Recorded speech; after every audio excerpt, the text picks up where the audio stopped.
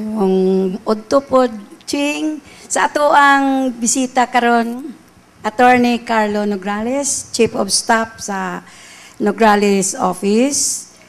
John, atong kapitan, John Loud Jr., mga kauban nako sa council, mga functionary sa atong barangay, mga bisita sa atong tanan, mayong udto. Ma'am, nadungog ni mo kaganina ang gisulti ni Attorney Carlo Nograles nga mubuo pa sila more funds ngadto sa pagpa-rehabilitate sa ato ang mga eskwelahan o pagdugan pa kahaog mga buildings o sa ato ikasulti diha, ma'am? Dili yun nato na masulti nga sobra-sobra ang hatag sa ato ni Attorney Carlo Nograles. Ang eskwelahan nato mao ang dako kaayo pod nga funding na ay lahat nga eskwelahan sa barangay nga public school tulo, duha ka elementary og isa ka national high school. Kini tanan gadawat sila og funding gani tag 1 million ang ginahatag sa ato ang Nograles party. Na agyud na sila tanan karon on the go nga ang iskoda nato nahumana ang painting. So, ang uban nga mga project sa eskwelahan, grabe. Daghan yung kaayo na buo sa to ang congressman. So, unsa pa man, aside from the building, aside from the rehabilitation, unsa pa may nahatag na info technology, nahatag ba? Ay daghan scholarship. Scholarship.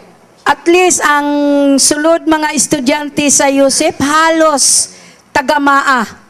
Daghan yung kaayo ang scholar nga hatag sa ato ang congressman. Dili lang sa Yusip, kundi naapod sa uban nga mga universities. Siguro sa Yusip, naaman diri karon ang ang scholar ni Attorney Nograles, na diri si Miss Anino, sa ato ang vocational and technical, naapod siya. Diri, buhos gyud ang ilahang pagsuporta sa ato ang mga constituent diri sa Barangay Maa. Napabay kay gustong ihangyo? Ay ang pagpasalamat namo sa kay Congressman murag puno na kayo. Pero ngano man dili kung dugangan pagyod. Attorney, kung daghan pa dawaton lang gihapon namo kana. Kay ang among mga scholars dili gyud nagmahay. Salamat, Nay. Actually, Ching, kung kalambuan po ng atong hisgutan, importante para kanato ang paghatag og kining edukasyon, no? Og kaalam. Mao gani ang number 2 natong expenditure, pinakadakong expenditure is ang education. Pinaagi sa mga scholarship nato, sa mga technical vocational training, skills training, uban pa. Kay kami nagatuo nga dili nato makabot ang tinuod na kalambuan kung dili pud nato i-invest kana sa edukasyon. Kay sa edukasyon ug kaalam, sa kahibalo, dili lang nato ma-improve ang kinabuhi sa tagsa-tagsa nato mga may matagaan og inganang dugang kahibalo ug kaalam. Kay dili man pud nato pwede hibuhaton nga kita na lang magsigig hatag. Oo, di pwede sige hatag. Dapat ang atong ginabuhat is tagaan nato og skills or kahibalo ang atong mga katawhan kay para sila mismo makapauswag sa ilang kinabuhi. So sa ina ng pamaagi, dako gyud ang atong investment or expenditure sa mga scholarships nato. Ug dinhi sa Barangay Maan, lipay ko na ubay-ubay pud ang atong mga USEP scholars ug napud tay duha ka scholars sa University of the Philippines. Kay mao kini ang pinakabag-o natong scholarship, natay scholarship karon sa UP Mindanao. Diya sa Mintal, para sa mga lumulupyo sa First District. Because UP is also a state university. Yes, a state university. Sa una man good, sa USEP lang tapirmi, tungod kay ang USEP man ang location sa USEP is naman na siya sa First District sa Davao City. Pero nahibawan po namo na there are a number of students at UP Mindanao who belong to the First District of Davao City. That's why naghatag po mi og scholarship, nag-tie up mi with UP, and nagsugod ka na this second semester. Ang paghatag nato og scholarship para sa mga UP students nato. So all in all, we have about 115 UP students who are also scholars ni Nograles. So libre ang tuition nila sa pag-eskwela nila dito sa UP. Wow. So kung kinsa man tong gustong eskwela og UP, may welcome ba na siya nga note? Yes, because ongoing atong scholarship karon.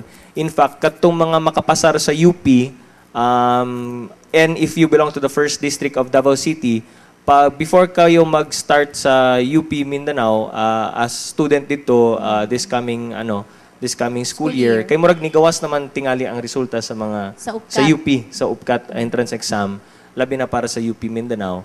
Kung nakapasar ka mo og taga First District of Davao City kamo na resident, pwede dahin mo moadto sa among district office para mag-submit sa mga application forms niyo para sa atong scholarship dito sa UP Mindanao. Ang pangitaon sa Ang first... proseso, attorney, mao gihapon sa USEP, mo take sila entrance exam. Yes. Kinahanglan pasaron pod.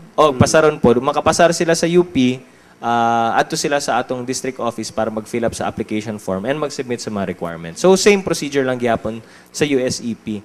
Ang kana lamang sa UP murag human na tingali ang entrance exam.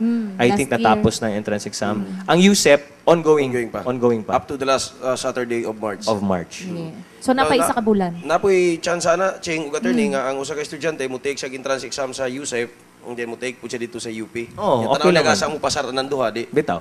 Pwede niya pwede. i-grab ang opportunity. Pwede niya. Correct. Kaya naaman Kung ang asa office siya ni makapasar, attorney. dito siya mo enroll, Correct. di ba? So kinang pangitaon dito sa ato ang district office gani attorney si Atisol? Sa CIMAP na si Sol. si CIMAP si Sol eh. Ah, So okay. sa scholarship nato either si Mayet or si Willie Marasigan ang pangitaon nila regarding sa atong mga scholarship for college. Yan. So ayun yung kalimtim, wato mo sa district office si Kuya Willie o si Ate Mayet ang inyong pangitaon.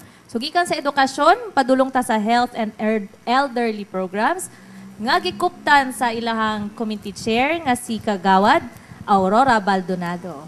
Mayong udto ma'am. Mayong udto, Anjo, Attorney Carlo Nograles, Ching, ang atong pinalanggang punong barangay, nga gwapo pod, John Laod Jr. Mayong atong mga kauban diri sa MAA, atong mga purok leader headed by Mr. Magnay na sa imong duol, sir. Maayong odto sa atong tanan. Ma'am, sa atong health and elderly programs, kumusta man ma'am ang atong kuan?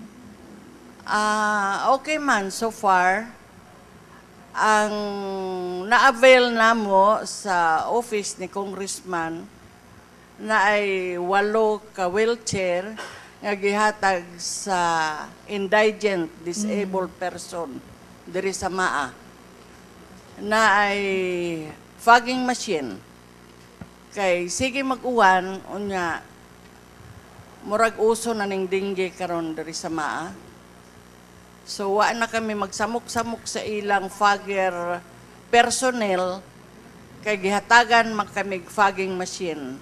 So ang among barangay na lang with the approval of our punong barangay, kami na lang ang nagpalit og chemicals. So sayon ra namo i-fogging. Oo.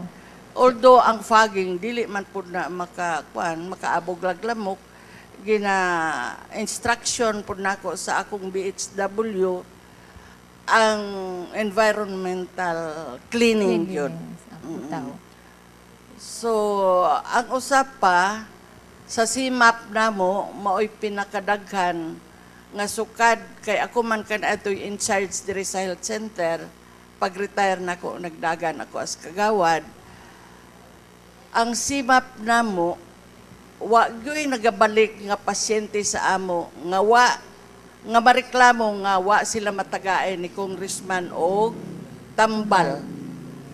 Pag-refer namo sa ila, insigida makadawat sila. Og daghang salamat ipaabot attorney kay speaker Congressman Nograles. Daghang salamat gyud.